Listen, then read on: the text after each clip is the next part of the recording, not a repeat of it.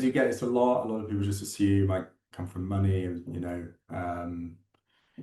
we went to private school and, that's where I am. But yeah, yeah, I've had a very difficult upbringing.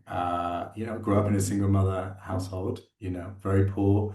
Father was not present, and for most of my life, I was neurodivergent like yourself, and you know what that's like.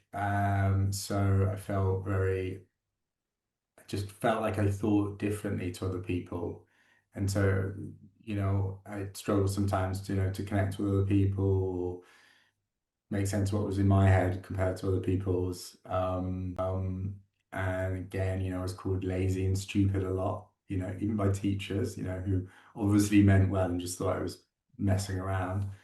Had to self-learn and work out ways to teach myself because the education system didn't serve me.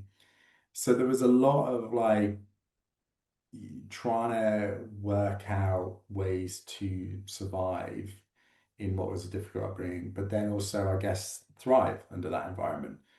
So I guess I'm fortunate that I had the fortitude and the personality traits to do that. Um, and I guess a lot of probably my drive today is through, I guess, having to go through those hardships and make sense of them, and the struggle that comes with that. How do I fix this? And I genuinely was like, I don't know whether I'm going to actually solve this. But the irony was that that was the wake up call I needed to really start actually like living my life how I wanted to live my life. And this whole, I was preaching this whole ideal life thing for a long time, but it was the classic, I'll just get to X, Y, and Z and then I'll do it. But when I was faced with the reality of like, well, I don't know how, maybe things don't change, and I don't know, maybe I don't live to a good old age. And so if I don't do it now, I'll never do it.